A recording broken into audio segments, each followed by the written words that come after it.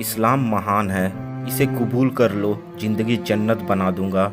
खुशियाँ तुम्हारे कदमों में और सर पर ताज होगा। तुम बस केवल मेरी अधीनता स्वीकार कर लो। तुम मराठाओं का आतंक कुछ ज़्यादा ही हो गया है। मैं वो हर मराठा हाथ काट दूंगा जो औरंगजेब के गले तक पहुंचना चाहते हैं।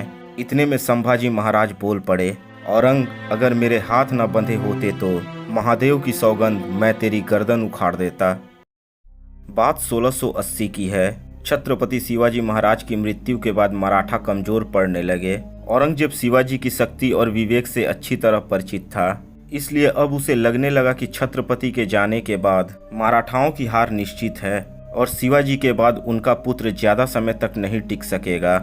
इसलिए 1680 में औरंगजेब दक्षिण की पठार की तरफ आया। उसके साथ 4 लाख जानवर और 50 लाख की सेना थी। इस बीच औरंगजेब ने बीजापुर की सल्तनत के आदिल शाह और गोलकुंडा की सल्तनत के कुतुब शाही को पराजित करके वहां मुबारक खान और सारज खान को नियुक्त किया। उसके बाद औरंगजेब ने मराठा राज्य की तरफ रुख किया, जहां संभाजी महाराज की सेना से उसका सामना हुआ। 1682 में मुगल सेना ने मराठों के रामसेई दुर्ग को घेरने की कोशिश की, लेकिन 5 महीने के प्रयासों के बाद भी वो सफल नहीं हुए। फिर 1687 में वाई के युद्ध में मराठा सैनिक मुगलों के सामने कमजोर पड़ने लगे।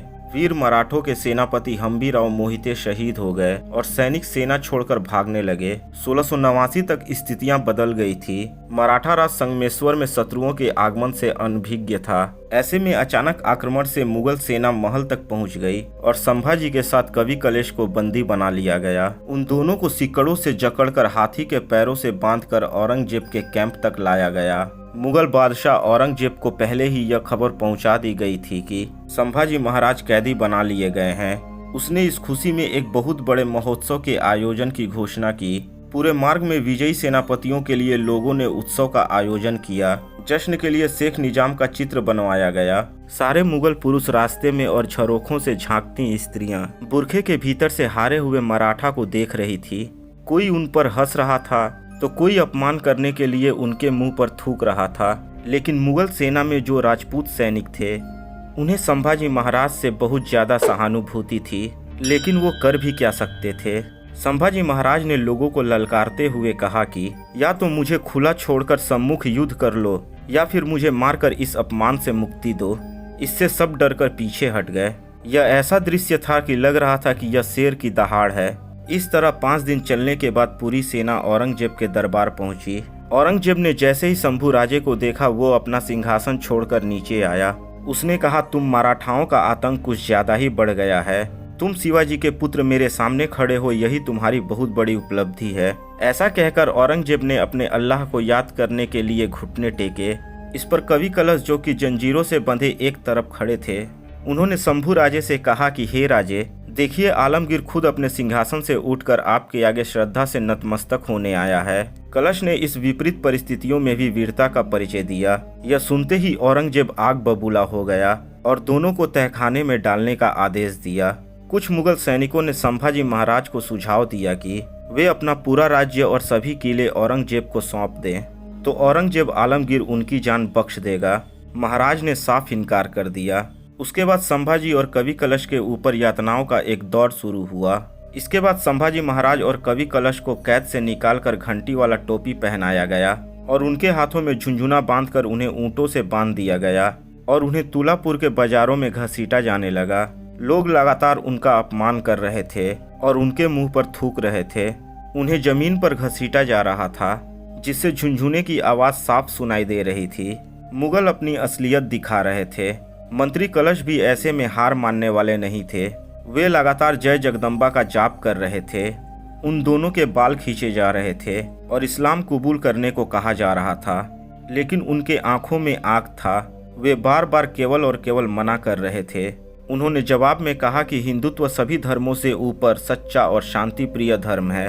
औरंगजेब ने बार बार कहा कि इस्लाम धर्म अपना लो, लेकिन संभाजी महाराज ने कहा कि वे मुस्लिमों के समान मूर्ख नहीं हैं जो ऐसे विक्षिप्त व्यक्ति के आगे घुटने टेके। साथ ही महाराज ने ये भी कहा कि धर्म अधर्म के भेद को देखने और समझने के बाद वो अपना हजारों जीवन हिंदुत्व और राष्ट्र को समर्पित करने को तैयार हैं।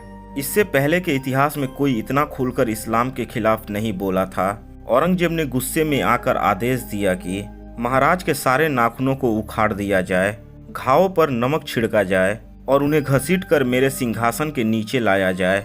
फिर भी संभाजी महाराज लगातार भगवान शिव का जाप किए जा रहे थे। इससे औरंगजेब को और गुस्सा आया। उसने संभाजी महाराज के जीभ काटने का आदेश दिया और उनकी जीभ काट दी गई और उसे औरंगजेब के पैरों के नीचे रखी गई। औरंगजेब ने आदेश दिया कि इसे कुत्ते को खिला दिया जाए, लेकिन औरंगजेब भूल गया था कि वो जीभ काट कर भी संभाजी के दिल से कभी देशभक्ति और भगवान भक्ति को अलग नहीं कर सकता। संभाजी महाराज अभी भी मुस्कुराते हुए भगवान शिव की आराधना कर रहे थे और औरंगजेब की तरफ गर्व भरी दृष्टि से देख रहे थे। इस पर औरंगजेब ने आदेश दिया कि उनकी आंखें निकाल दी जाए और दोनों हाथ को एक एक करके काट दिया जाए। उसके आदेश का पालन हुआ। संभाजी की आंखें निकाल दी गई और एक एक करके हाथ काट दिए गए।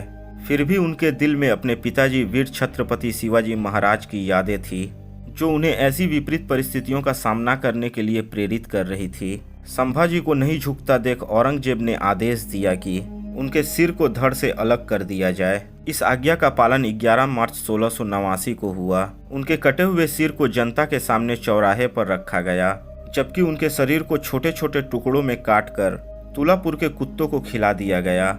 एक अन्य मान्यता के अनुसार संभाजी महाराज का वध चीते के नाखूनों से किया गया था। उन्हें 2 हिस्सों में चीरकर फाड़ा गया था और कुल्हाड़ी से सर काटकर तुलापुर में भीमा नदी के किनारे फेंका गया था। संभाजी महाराज ने अपने छोटे से जीवन काल में हिंदू समाज के हित में बहुत बड़ी बड़ी उपलब्धियां हासिल की थी, जिसके प्रत्येक हिंदू आभारी हैं। हमारे इतिहास में ऐसे ऐसे महान योद्धा हुए हैं जिनकी शौर्य गाथा को हम भूलते चले जा रहे हैं। यह हमारे लिए शर्म की बात है। तो दोस्तों, आपको संभाजी महाराज की यह कहानी कैसी लगी कमेंट बॉक्स में लिख कर हमें जरूर बताएं। अगर यह वीडियो आपको अच्छी लगी हो तो वीडियो को लाइक करें, अपने दोस्तों के साथ शेयर करें और अगर आप सूर्या टॉक चैनल पर नए हैं तो चैनल को सब्सक्राइब करके बगल वाले बेल आइकन को जरूर दबा दें, ताकि आने वाली वीडियो की नोटिफिकेशन आपको सबसे पहले मिल सके। तो दोस्तों, मिलते हैं अगली वीडियो में। जय हिंद, जय भारत।